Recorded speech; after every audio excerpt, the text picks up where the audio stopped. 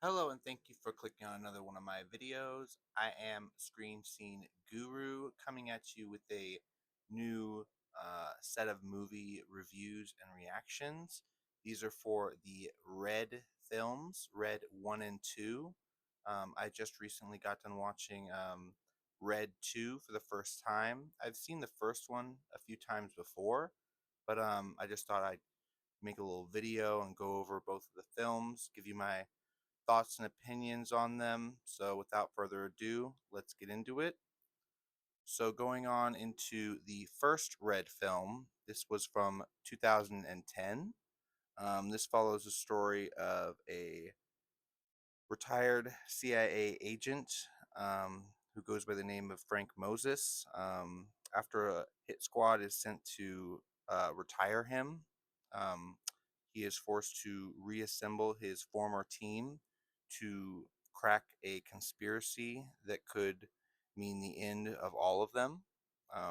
They are joined with, of course, the main lead played by Bruce Willis, which I really like to see him in action movies. I thought these last couple films he was in over the years were some of the best stuff that he had done. Um, we also got to see the introduction of John Malkovich as his ally, as well as Helen Mirren, Morgan Freeman. We got to see Carl Urban playing a villain to begin with, but eventually he helps the team. We also got to see Mary Louise Parker. I hope I'm saying her name right. And Brian Cox and Julian McMahon, who got to play um, a congressman who was being elected for the presidency. The story uh, primarily focuses on Frank and his team, the exploits of their missions from the past, and stuff that was classified, sealed, forgotten about. But of course, with our given the environment of the classified files coming to the light of day, a lot of the secrets were outed to the public, which led to people needing to be taken care of by the government. And of course, we see our team led by Frank Moses try to fight to protect themselves from being taken out. Their mission includes going to break into the CIA headquarters, which I thought was really interesting. These are DC comic films. I felt like the first one didn't give me that much comic book vibes. It was surrounding the conspiracy around the president, making sure people didn't find out about his war crimes that he had committed. So that was interesting to hear. Um, Going on into Red 2, we get to see that. Well, first, before I go on, I'd like to mention a little bit about the budget of the film, real quick. So, the first film, which came out in 2010, had a budget of $58 million and it grossed $199 million.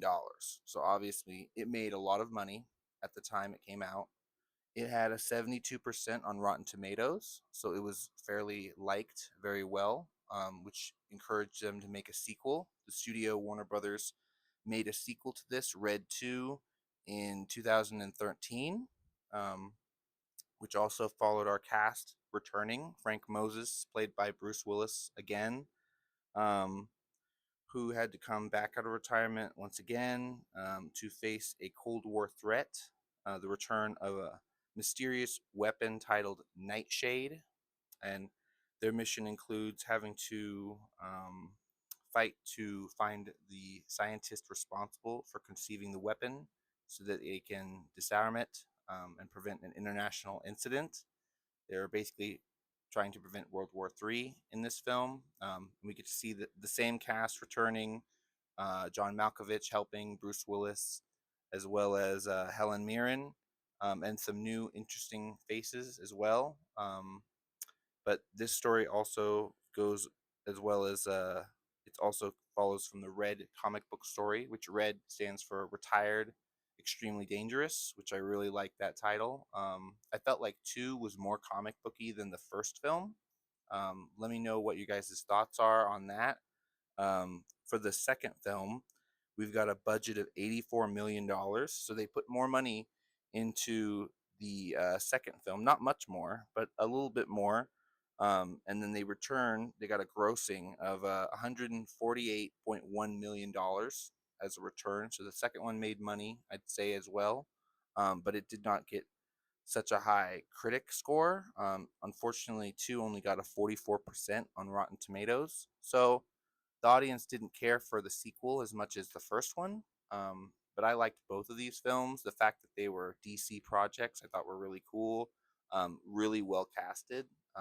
Some of the best story, down to earth, grounded story. Even though it was based in a comic book world, they didn't need to mention Superman, Batman, or anyone else. They just had the story grounded and very good like that. I kind of wish that they would do a third one, but given the health of Bruce Willis, I can understand why they can't return. But I'd like to see the other members of the team show up in another project. I'd like to see, maybe they say, oh, because he couldn't return, it's a farewell goodbye. Do a Red 3. I'd like to see that. I don't know what others are thinking on them going on with the project, but yeah, that was my thoughts on the first two Red films. Let me know what you guys think of the films. Have you seen them before? Have you not? Definitely go out and check them out. They're on most streaming platforms. Like, I have a bit of a information pulled up right here, and it's telling me the first one from 2010 is available on Prime, so Amazon, and the same for the sequel, Red 2, is available on Prime Video as well. Um, but yeah, go out and check these films out if you haven't already. Make sure to leave a like, comment down below on what you guys' thoughts are on the video. Make sure to subscribe for future content on the channel. Check me out at Screen Scene Guru on Instagram for future content. But until next time, guys, have a good one, and bye bye.